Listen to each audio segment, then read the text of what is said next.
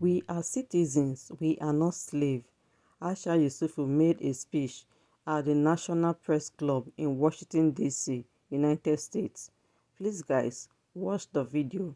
Do not forget to like, share, and leave your comments. Thanks for watching.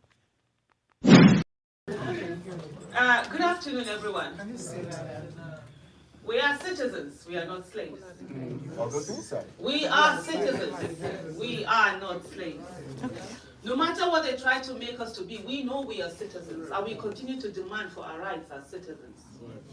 I'm standing before you today as a Nigerian, as an active Nigerian. A Nigeria who believes that we need a nation where the child of nobody can become somebody without knowing anybody. A Nigeria where no Nigerian is more Nigerian than any Nigerian. Over the years, we've kept quiet, we've moved on, we've never participated. And some few people have taken it upon themselves and they think they have the power. They do not have the power. Because like indeed you said, the power belongs to the people. We are citizens. The office of the citizen is the highest office in the land. The office of the president is the highest political office in the land. So therefore, the office of the citizen is the #1 office. And we are citizens of our country. We came out, we voted. We did all that was supposed to be done. Nigerian citizens did the needful. But guess what happened? There were some people who think that Nigeria belongs to them, and they tried to steal the mandate of the people. We must not allow those who do not have any respect for our nation continue to steal from us again and again and again. They have given themselves the illusion of power. But today we have seen that indeed they have nothing other than thuggery, other than violence, other than bloodshedding. There is nothing that they have. The Nigerian people proved that. They say to us that our votes do not count. And the citizens, on the 2023 election, they decided to come together and participate in the process. And did you see what their participation did? It changed its trajectory, and it has done that forever. Yes. The illusion of power that they have given to themselves, that they have made themselves to believe that they own Nigeria. For over 6 decades, we have sat down doing nothing. Our parents allowed themselves to be enslaved. We have allowed ourselves to be enslaved. Our children will not be enslaved. Amen. Our children will not be enslaved. That we have a nation that they all can be proud of. That they can walk anywhere in the world and go along with their green passport or whatever passport they decide to add to it and be proud that they are Nigerians. Our children are all over the country. We have rendered our own children stateless by our own action, by our own silence.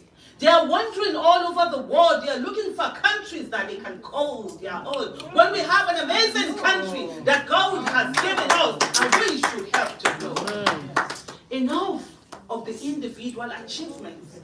Enough of the individual goals that we are reaching, the heights we are reaching. It is time for our collective achievement. As individuals, we know Nigerians, we are great people, amazing people, creative people, intelligent people. Yes, indeed. But as a nation, Indeed. we're still down. So we must take ourselves up. And this is a call to the International Committee and the Committee of Nations. That the things they do not accept in their countries, they must never accept it in our own country. Never. We have seen some countries who have come out to congratulate someone who got the INEC's mandate. By the way, the people's mandate must be given to the person the people chose. Yes. What someone has right now is the INEC's mandate.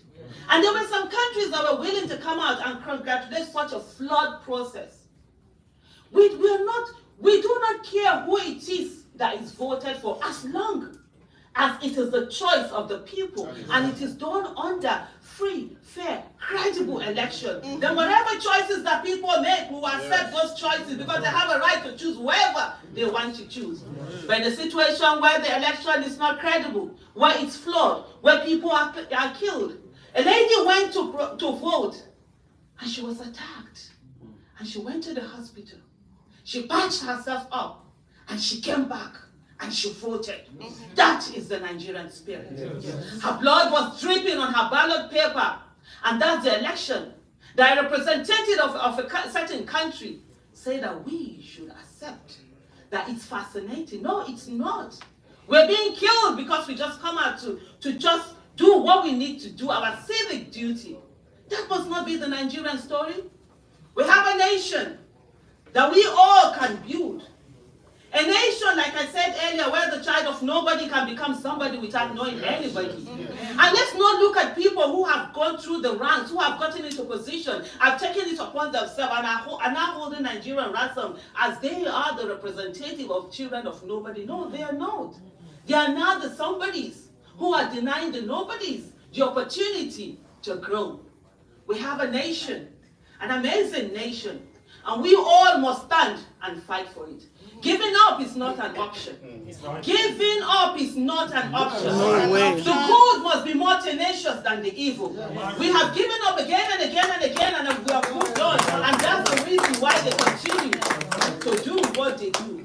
At this moment, no retreat. No surrender. We are fighting for our nation.